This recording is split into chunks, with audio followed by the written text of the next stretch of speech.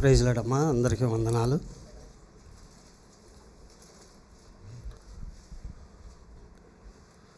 ఆరాధనలోనికి వెళ్ళటానికి ముందుగా పరిశుద్ధ లేఖనం నుంచి కొన్ని భాగాలు మనం చదువుకుని ఆరాధనలోనికి మనం ప్రవేశిద్దాం.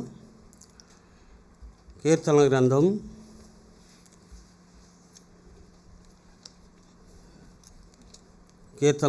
100వ అధ్యాయము. ఈ అధ్యాయం అంతా మనం మార్చి చదువుకుంటాం. సమస్త దేశములారా యెహోవాకు ఉత్సాహధ్వని చేయుడి.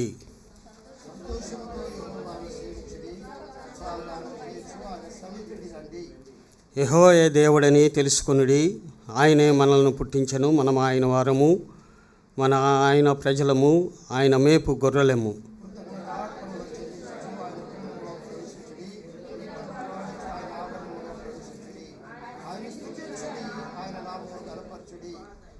ఐదవ వచనం అందరం కలిసి చదువుకుందాం.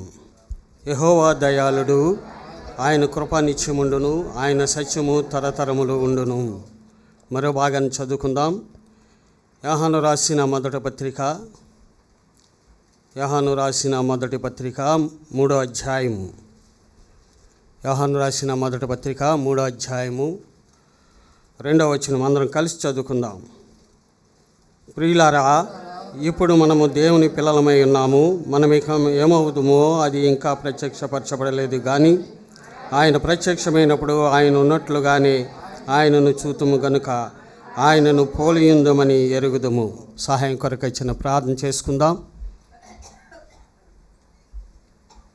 పరిశుద్ధుడైన మా దేవా, పరలోకమందున్న మా తండ్రి, మీ ఘనమైన శ్రేష్టమైన నామను బట్టి మీకు వందనాలు, స్తోత్రాలు చెల్లిస్తున్నాం.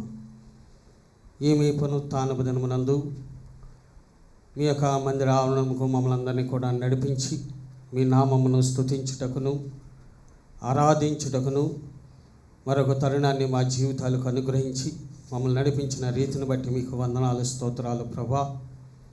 ఆరాధించడానికి ముందుగా మీ వాక్యంలోని సత్యంలోని మేము గ్రహించుకున్న వారమై మాకు మీరేమై ఉన్నారో, ఏ విధంగా మీరు ప్రత్యక్షపరచబడుతూ వచ్చి ఉన్నారో కొన్ని తలంపులను మేము జ్ఞాపకం చేసుకుని ఆరాధించట్లో మీ ఆత్మ నడిపింపు మాకు దయచేయమని ప్రార్థిస్తున్నాం.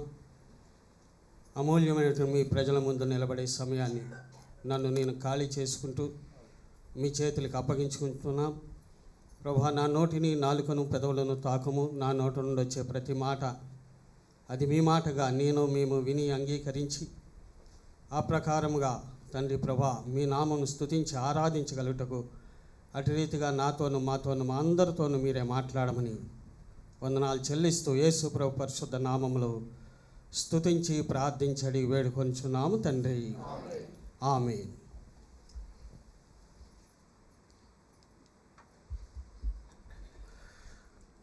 చదవబడిన భాగంలో నుంచి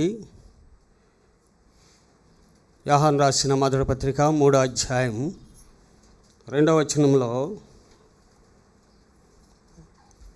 బాగా చదవండి అమ్మా. ఆ వచనము ఉన్నాము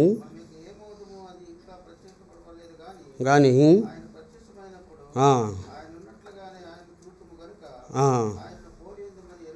ఆయన పోలియుందమని ఎరుగుదుము. ఆయన ప్రత్యక్షమైనప్పుడు ఆయన ఉన్నట్లుగానే ఆయనను చూతుము. ఆయన ప్రత్యక్షపరచబడుతూ వచ్చి ఉన్నాడు. మొదటిగా మనందరి కొరకు, సర్వ మానవాళి కొరకు ఆయన ఈ లోకానికి వచ్చి మరి ప్రాణం పెడుతూ వచ్చి ఉన్నాడు. ఆ విధంగా తన ప్రాణం పెట్టి సమాధిలో ఉంచబడి తిరిగి పునరుత్థానుడై 3 దినములకు లేచి అదే పునరుత్థానపు శక్తిని సర్వ మానవాళికి ఇవ్వటానికి ఆయన ఇష్టపడుతూ వచ్చి ఉన్నాడు. మరి ఆయన ప్రత్యక్షత మనందరము కూడా ఎరిగిన వారమై ఉన్నాం. అయితే మరి ప్రభువారు ఈ రీతిగా భూమి మీదకి రావటానికి మరి మానవుల మీద చూపించిన ప్రేమ మనము తెలుసుకోవాల్సిన వారమై ఉన్నాం. చూడండి, ఇదే పత్రికలోంచి 4వ అధ్యాయము 9వ వచనం చదువుదాం.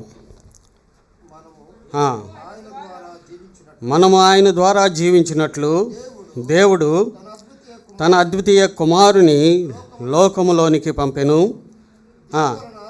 దీని వలన దేవుడు మన యందుంచిన ప్రేమ ప్రత్యక్షపరచబడెను. చూసారా, దేవుడు మరి మరి కొద్ది రోజుల్లో మనం మా ప్రపంచమంతా కూడా క్రిస్మస్ వేడుకలు జరుపుకుంటుంది కదండి.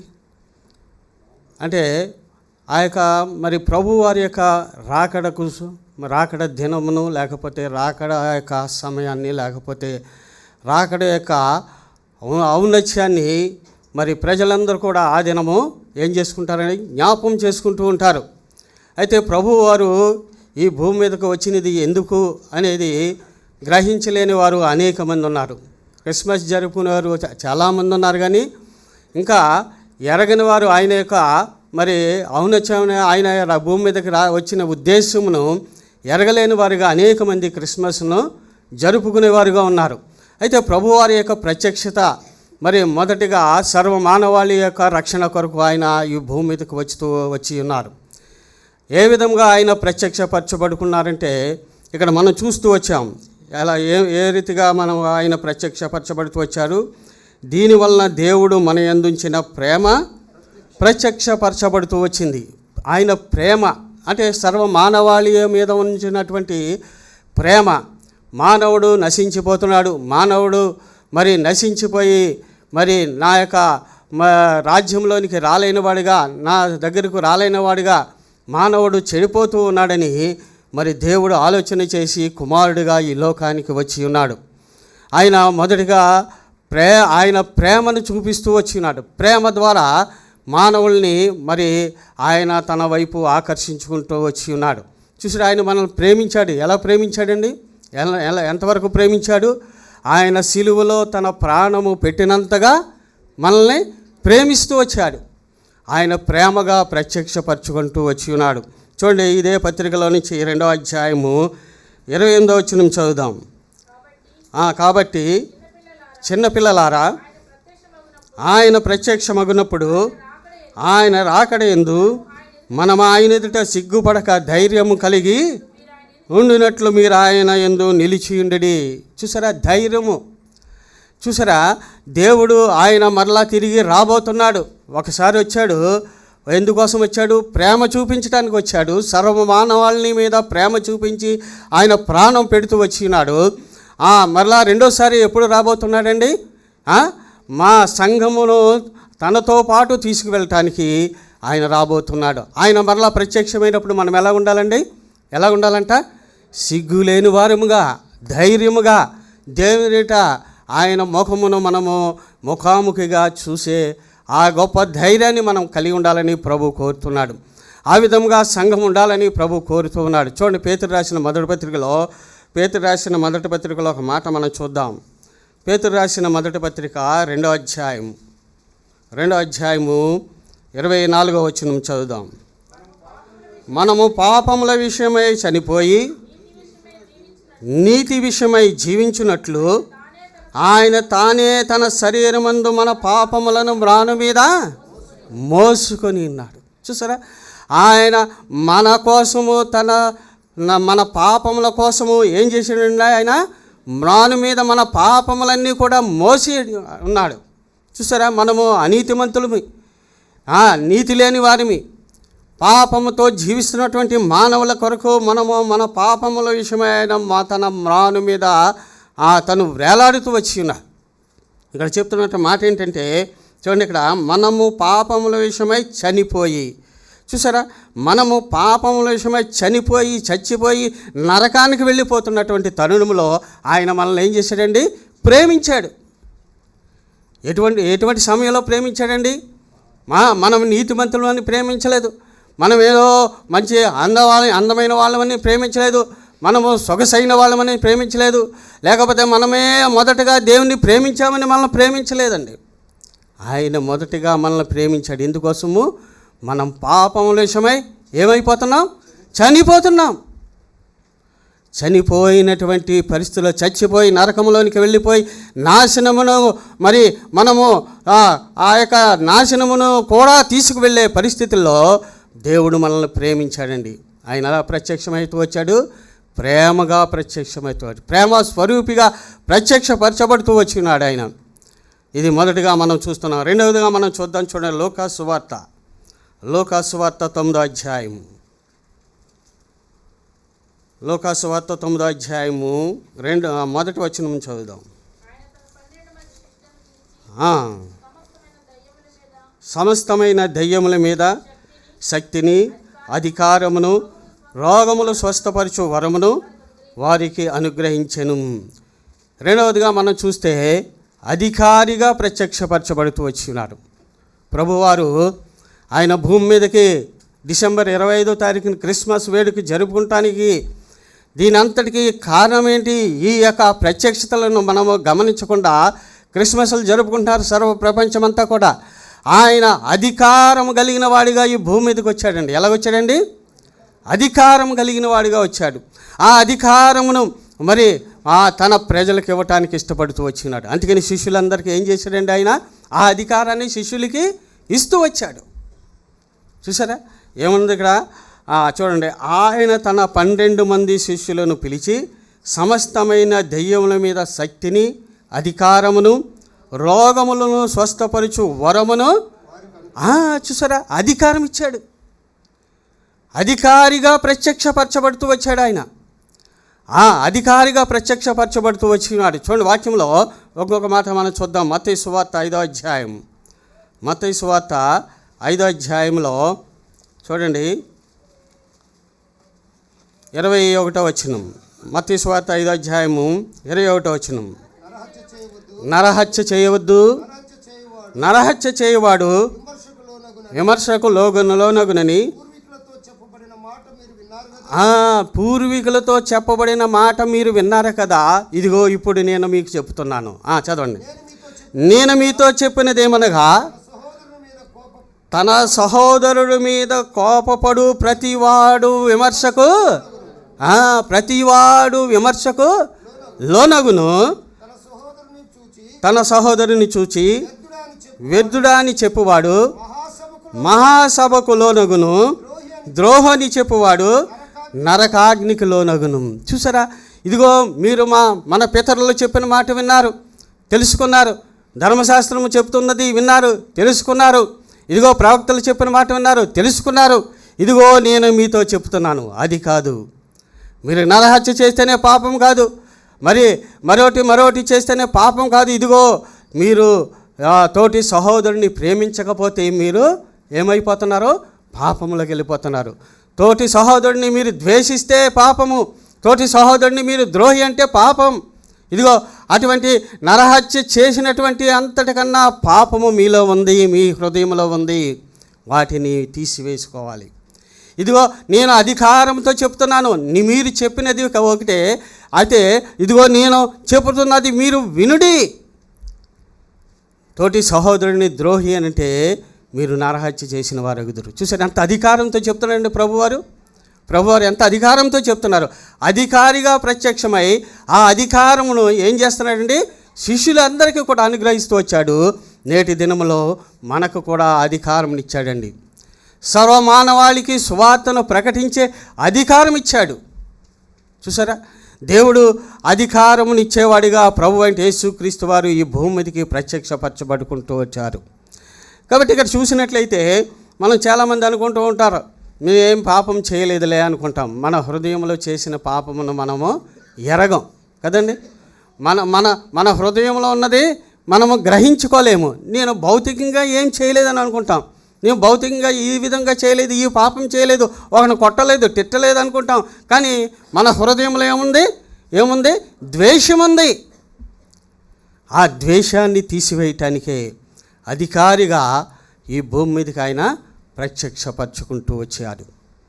ఇది రెండవదిగా మనం చూస్తున్నాం. మూడవదిగా మనం చూద్దాం. చూడండి, జకర్యా గ్రంథం నుంచి ఒక మాట మనం చూద్దాం. జకర్యా గ్రంథం 3వ అధ్యాయం. జకర్యా గ్రంథం 3వ అధ్యాయము 8వ వచనం చదవండి.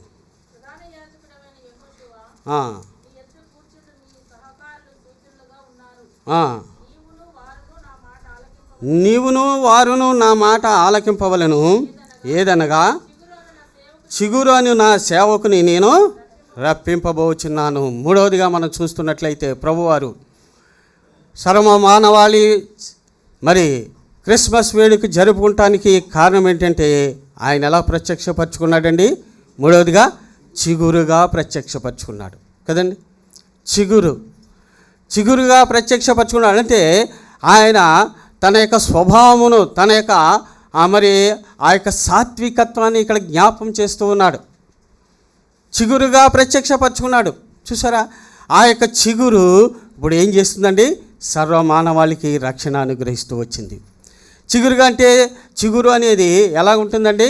కొంచెం గట్టిగా గాలేసినా అది విరిగిపోతుంది, లేదా కొంచెం గట్టిగా ఒక చేతితోటి ఒక వేలుతోటి ఎలాగన్నా విరిగిపోతుంది. చూసారా, చిగురు అంతా బలహీనమైంది. అంటే ప్రభువారు ఏమీ లేని వారుగా ప్రత్యక్షపరచుకున్నారు ఈ లోకాల్లో.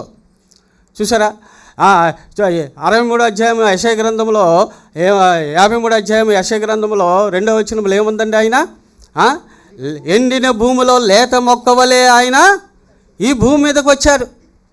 ఎండిన భూమిలో లేత మొక్కవలే అంటే ఎవరి మీద మరి తిరగబడే స్వభావము ఆయనలో లేదు. అదే స్వభావమును క్రైస్తవులకి, దేవుని ప్రజలకి ప్రభువు యేసుక్రీస్తు వారి ద్వారా అది అనుగ్రహిస్తూ వచ్చినారు. చిగురుగా ప్రత్యక్షపరచుకున్నారు. నీవు నేను క్రిస్మస్ జరుపుకుంటున్నామంటే మనలో కోపతాపాలన్నిటిని కూడా ఏం చేయాలండి? మనము విడిచిపెట్టాలి. విడిచిపెట్టకుండా వాటిని మనలో ఉంచుకొని ఎన్ని క్రిస్మస్లు చేసుకున్నా, ఎన్ని రకాలైనటువంటి ప్రభువారిని మరి నువ్వు నా కోసం వచ్చావు ప్రభు అని మనం మహింపరిచినా అది నిరుపయోగము, వృధా ప్రయాస, ఉపయోగము లేనిది. కాబట్టి మన జీవితంలో ఎలా ఉండాలి?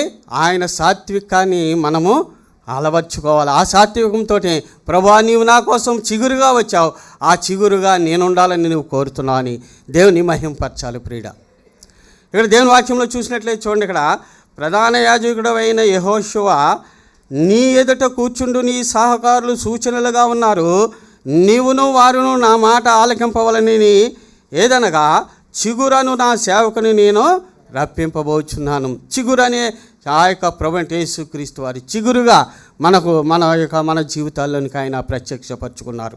చూసారా, మనం ఇది ఏం చేయాలంటే మనము సూచనలుగా చూసారా, ఇక్కడ యెహోషువ కాలంలో సూచనలుగా ఇవి ఉండాలని ప్రభు కోరుతూ వచ్చినాడు. చూసారా, ఈ చిగురు నీ రక్షణ నా రక్షణకు కారణమైంది. మన రక్షణకు కారణమైంది ఈ చిగురు. చూడండి వాక్యంలో ఇదే జకర్యా గ్రంథంలో 6వ అధ్యాయం 12వ వచనం చదువుదాం. చూడండి, అతనితో ఇట్లనుము సైన్యములకు అధిపతి యెహోవా చిగురు అని ఒకడు కలడు, అతడు తన స్థలములో నుండి చిగుర్చును. చూసారా, దేవుని మందిరమును కట్టును. అంటే దేవుని మందిరము, దేవుని నివాస స్థలం ఏదండి? ఈ మందిరమా, లేకపోతే ఎంతకంటే పెద్ద బిల్డింగ్లా? ఏది దేవుని నివాసము? ఎక్కడ దేవుని నివాసం ఉంది? మన హృదయాల్లో ఉంది. మన హృదయంలో ఆయన ఆలయమును కట్టి ఉన్నాడు. ఆ చిగురు నీ హృదయంలో నా హృదయంలో ఆ చిగురు నివసించే ఆలయము, అది మనము తెలుసుకోవాల్సిన వారమై ఉన్నాం. మన హృదయము కల్మషంతో నిండుకొని ఉంది. మన హృదయం అంతా కూడా పాపపు ఆలోచనలు, పాపపు తలంపులతో నిండుకొని ఉన్న సమయంలో చిగురుగా వచ్చి ఆయన ఆ సిలువను సహించుతూ వచ్చాడు. చిగురుగా వచ్చి ఆ సిలువలో తన ప్రాణం పెడుతూ వచ్చినాడు. చిగురుగా వచ్చి ఆయన తన యొక్క ప్రాణం పెట్టి సమాధిలో ఉండి 3 దినములకు పునరుత్థానం చేశాడు. ఆ చిగురే ఇదిగో నీ హృదయంలో నా హృదయంలో ఏం చేస్తుందండి? నివసిస్తుంది. ఆ చిగురు నివసిస్తుంది. అది గ్రహించామా? గ్రహించినట్లయితే సహోదరుని ద్రోహి అనవు, సహోదరుని ద్వేషించవు, సహోదరు ప్రేమను చూపిస్తావు.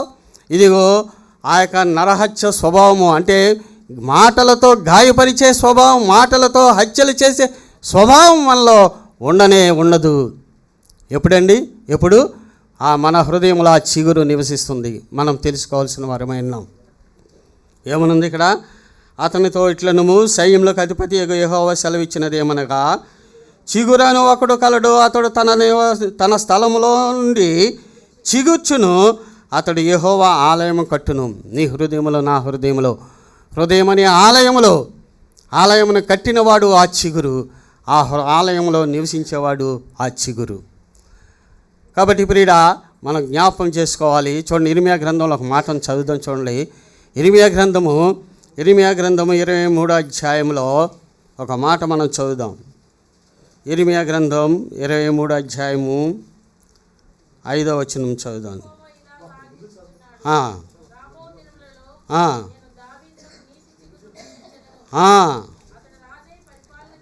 అతడు రాజై పరిపాలన చేయను, అతడు వివేకముగా నడుచుకొనును,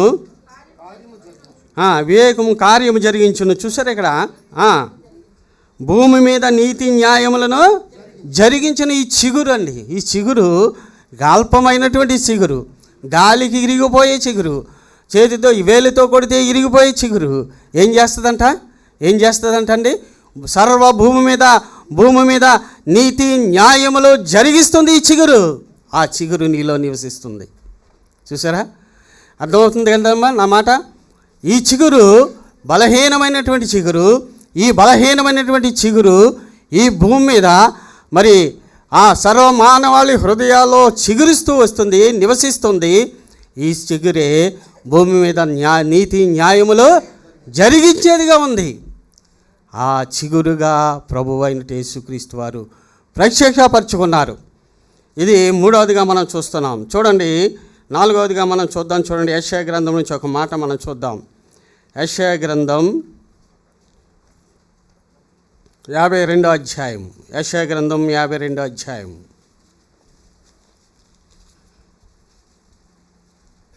మొదటి వచనం చదువు.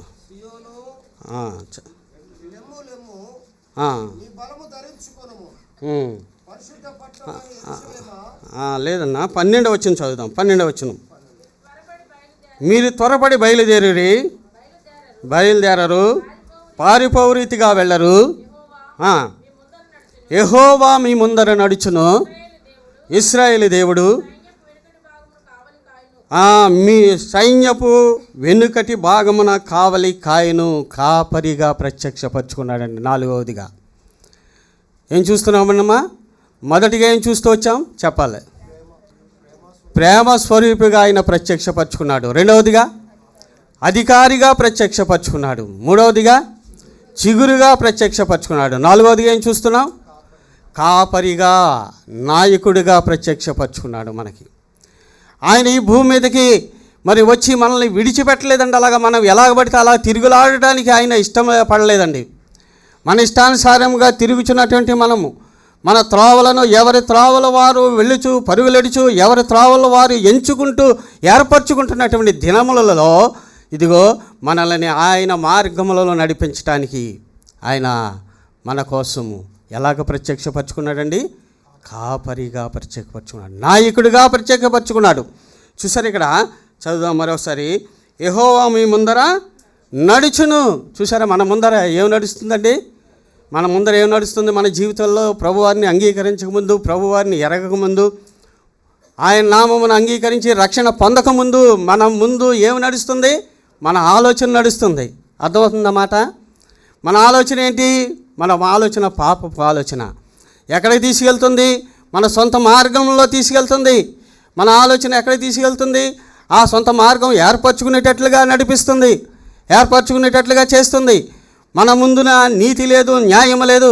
మన ముందంతా కూడా చెడు ఆలోచనలు, చెడు తలంపులతో మరి నడిచేవారంగా ఉన్నాం. అటువంటి త్రోవల్లో ఉండేవారంగా ఉన్నాం మనం.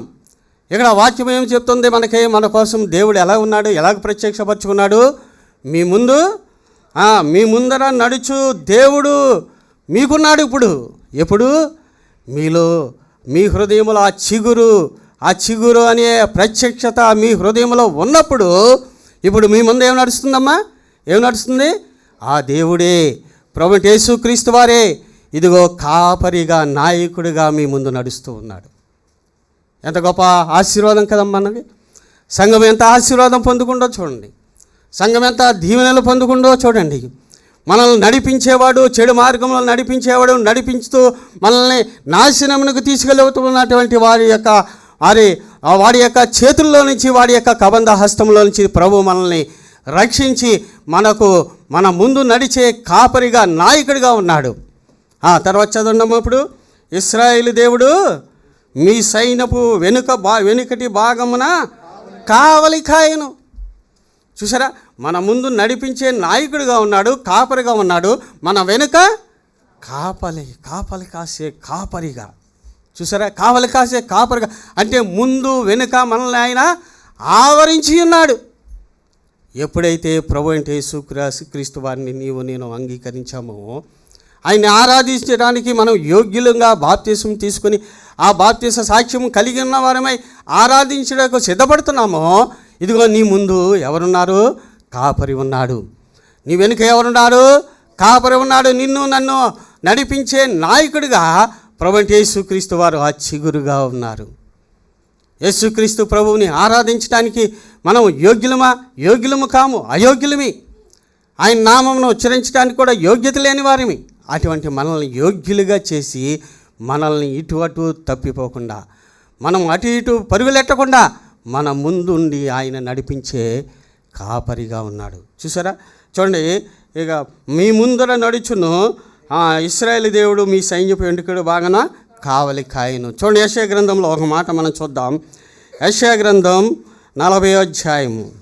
ఇదే యెషయా గ్రంథం 40వ అధ్యాయము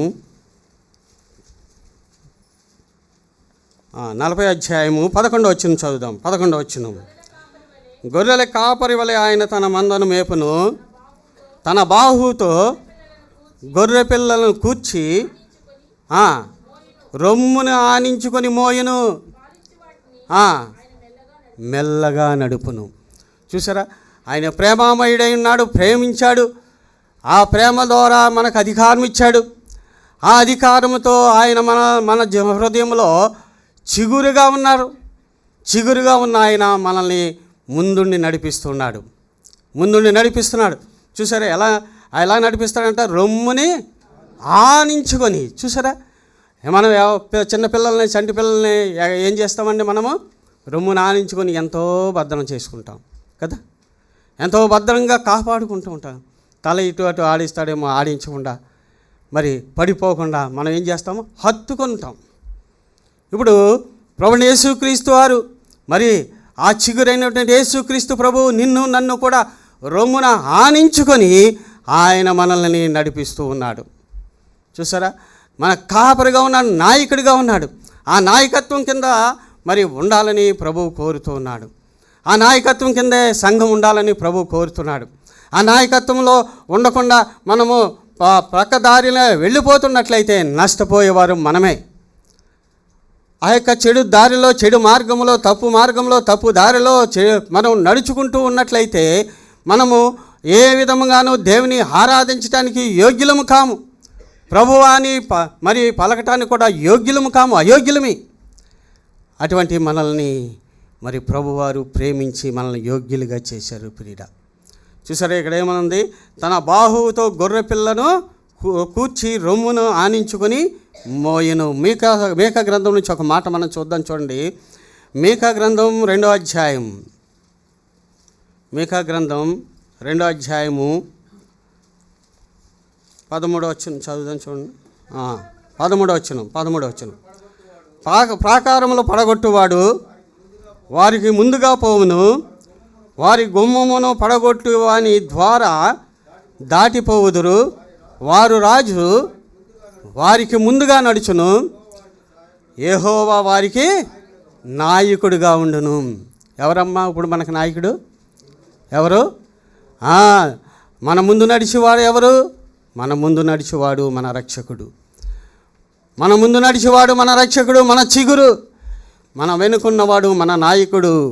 ఆయనే మన ప్రభువు అయిన యేసుక్రీస్తు వారు. మన ముందు వెనుక కూడా ఉండి మనల్ని నడిపించి, మనల్ని ఏ తప్పు మార్గము, అపవాది యొక్క మరి తంత్రములకు మనల్ని లొంగకుండా మనల్ని భద్రపరుస్తున్నాడు. ఎవరండి ఈయన? ఎలా ప్రత్యక్షపరుచుకున్నాడు? నాయకుడిగా ప్రత్యక్షపరుచుకున్నాడు, కాపరిగా ప్రత్యక్షపరుచుకున్నాడు. ఆ కాపరత్వం కింద ఉంటే ఇదిగో ఆయన నీకు నాయకుడిగా ఉంటాడు. ఆ కాపరత్వం కింద ఉండటానికి ఇష్టపడకపోతే ఆయన నాయకుడిగా ఉండడు. ఆ కాపరత్వంలో ఉండాలి మనం. కాపరత్వం కింద ఉండటానికి చాలామంది ఇష్టపడరండి. ఎంతంటే సొంత ఆలోచనలు, సొంత తలంపులతో మనం ఈ లోకంలో జీవించే స్వభావం కలిగిన వారు. అటువంటి మనల్ని ఆయన ప్రేమించి ఈ లోకంలోనికి వచ్చి మన కోసం ప్రాణం పెట్టి ఆయన మనకు నాయకుడిగా ఉన్నాడు. ఏముందండి ఇక్కడ వాక్యంలో మనం చదువుదాం, చూడండి, అందరం కలిసి చదువుదాం ఒక మాట. వ్యర్థమైన మాటలు, ఈ మాటే 11వ వచనం, 13వ వచనం. ప్రాకారములు పడగొట్టువాడు వారికి ముందుగా పోవును, వారి గుమ్మమును పడగొట్టి వారి ద్వారా దాటిపోదురు, వారి రాజు వారికి ముందుగా నడుచును, యెహోవా వారికి నాయకుడిగా ఉండును. చూసారా, ఆ నాయకత్వం కింద మనం ఉంటున్నామా? అయితే ఆరాధిస్తాం. ఆ కాపరత్వం కింద మనం ఉన్నామా? అయితే యథార్థముగా దేవుణ్ణి ఆరాధిస్తాం. మన హృదయంలో ద్వేషము, కల్మషము, కక్ష ఏమీ ఉండకూడదు. ఏమన్నా ఉన్నట్లయితే మన ఆరాధన మరి అంగీకారముగా ప్రభువు సన్నిధికి చేరదు. మన ఆరాధన ఎక్కడికి వెళ్ళాలండి? ప్రభువు సన్నిధికి వెళ్ళాలి. మనం ఆరాధించేటప్పుడు ప్రక్క సహోదరుడు వింటున్నాడని ఆరాధిస్తామా? చెప్పాలి. ప్రక్క సహోదరి వింటుందని ఆరాధిస్తామా? చెప్పాలి. మనం ఆరాధించేటప్పుడు ఎవరు వింటున్నారు? ప్రభువారు మాత్రమే వింటున్నారని ఆరాధించాలి. అంతేగాని ఈ సహోదరుడు వింటున్నాడు, ఈ సహోదరి వింటుంది, అలాగని ఎప్పుడు కూడా ఇక్కడ మనసు పెట్టి ఆరాధించామా? ఆ ఆరాధన ప్రభుకి అంగీకారం కాదు. ఇక్కడ మన మనసు ఉండకూడదు.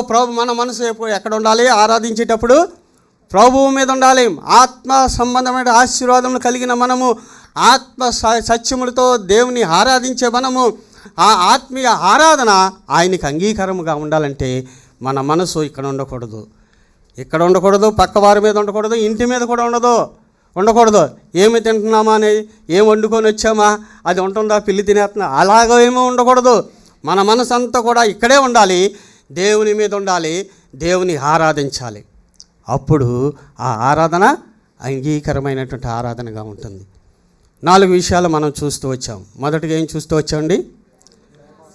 ప్రేమగా ప్రత్యక్షపరుచుకున్నాడు. రెండవదిగా అధికారిగా ప్రత్యక్షపరుచుకున్నాడు.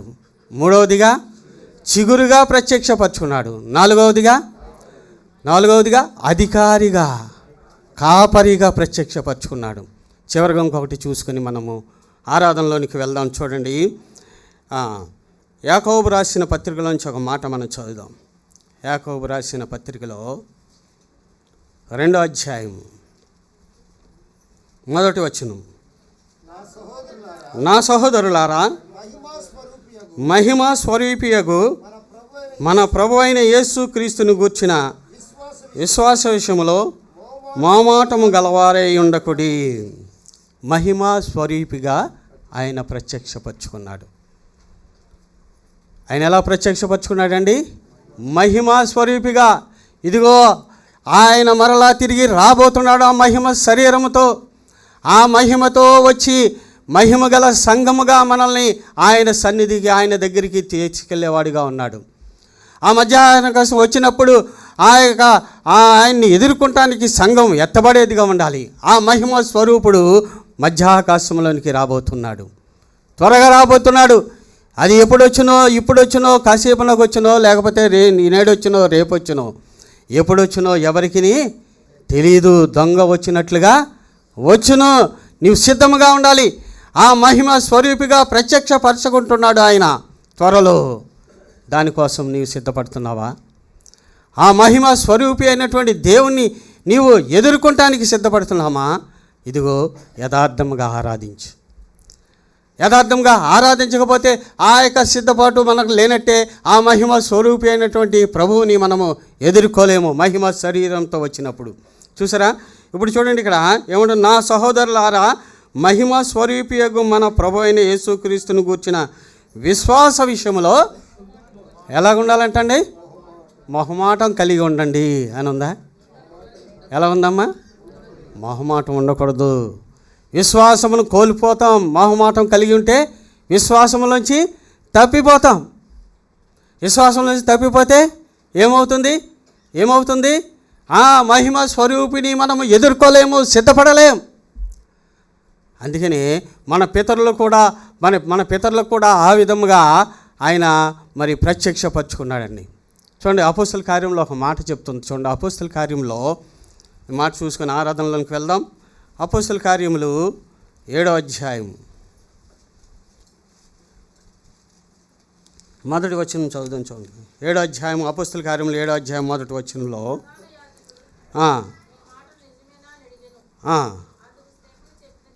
అందుకు స్టెఫను చెప్పినది ఏమనగా, సహోదరులారా, తండ్రులారా, వినుడి. మన పితరుడైన అబ్రహాము హారానులో కాపురము ఉండక మునుపు మెసొపొతామియాలో ఉన్నప్పుడు మహిమగల దేవుడు అతనికి, మన పితరులకు ప్రత్యక్షమైన దేవుడు నేటి దినాల్లో మనకు కూడా ఏం చేస్తున్నాడండి? తన మాటల ద్వారా, తన వాక్యము ద్వారా ప్రత్యక్షపరచుకుంటాడు ఆ మహిమ స్వరూపియగు దేవుడు. ఇదిగో త్వరగా రాబోతున్నాడు. ఆ మహిమ స్వరూపి అయిన దేవుడు మహిమ శరీరముతో ఆ మధ్య ఆకాశానికి రాబోతున్నాడు. సంఘం ఎత్తబడబోతుంది. ఆ యొక్క ఎత్తబడిన సంఘములో నేను ఉండాలని ప్రభు కోరుతున్నాడు. ఆ మహిమ స్వరూపియగు దేవుని ప్రభు అంటే యేసుక్రీస్తు వారి యొక్క ఆ మహిమ స్వరూపి అయినటువంటి దేవుడు మరి వచ్చినప్పుడు విశ్వాసంలో మొహమాటం కలిగి ఉన్నట్లయితే నష్టపోతాం. విశ్వాసంలో ఎలా ఉండాలండి? మనము ఎలా ఉండాలి? మొహమాటం లేని వారిగా ఉండాలి మన జీవితం. విశ్వాసంలో మరి ఎక్కడ కూడా తప్పిపోకూడదు. అటువంటి జీవితాన్ని మనం కలిగి ఉండాలని ప్రభు కోరుతున్నాడు. ఇది చివరిగా మనం చూస్తూ వచ్చాం. 5వదిగా ఏంటండి? ఇది ఎలా ప్రత్యక్షపరచుకున్నాడు? మహిమ స్వరూపిగా ఆయన ప్రత్యక్షపరచబడిపోతున్నాడు. దానికోసం మనందరం కూడా సంఘమంతా కూడా ఏం చేయాలండి? సిద్ధపడదాం. మొదటిగా ఏం చూస్తూ వచ్చాం? ఆయన ప్రేమ స్వరూపిగా ప్రత్యక్షపరచుకున్నాడు. రెండవదిగా అధికారిగా ప్రత్యక్షపరచుకున్నాడు. మూడవదిగా చిగురుగా ప్రత్యక్షపరచుకున్నాడు. నాలుగవదిగా కాపరిగా, నాయకుడిగా ప్రత్యక్షపరచుకున్నాడు. 5వదిగా మహిమ స్వరూపిగా ఆయన రాబోతున్నాడు. కాబట్టి మన జీవితంలో ఆయన్ని యథార్థంగా ఆరాధిద్దాం. ప్రభువా, నీవు నాకు చిగురై ఉన్నావు. ఈ యొక్క హృదయం అనే ఆలయంలో చిగురుగా నీవు నివసిస్తున్నావు. ప్రభువా, నేను అందుకు యోగ్యుని కాను. అయినప్పటికీ ప్రభువా, నీ గొప్ప రక్షణ ఇచ్చి నన్ను యోగ్యుడిగా చేశావు. మీకు వందనాలు ప్రభువా అని మనం 2-3 మాటలు చెప్పి దేవుని ఏం చేద్దాము? ఆరాధించుకుందాం. చూద్దాం. మనం చదివిన భాగంలో ఆ మాటను చదువుకొని అందరము ఆరాధనలోనికి వెళ్దాం. యోహాను రాసిన మొదటి పత్రిక 3వ అధ్యాయము 2వ వచనం అందరం కలిసి చదువుకొని ఆరాధనలోనికి వెళ్దాం. అందరం కలిసి చదువుకుందాం. ప్రియులారా, ఇప్పుడు మనము దేవుని పిల్లలమై ఉన్నాము. మనం ఇక ఏమవుదామో అది ఇంకా ప్రత్యక్షపడలేదు. కానీ ఆయన ప్రత్యక్షమైనప్పుడు ఆయన ఉన్నట్లుగానే ఆయనను చూతుము గనుక ఆయనను పోలియుందుమని ఎరుగుదుము. ఈ మాట ద్వారా మనందరం కూడా ప్రభువుని ఆరాధించలాగిన పరిశుద్ధాత్మ దేవుడు సహాయం చేసి నడిపించునుగాక.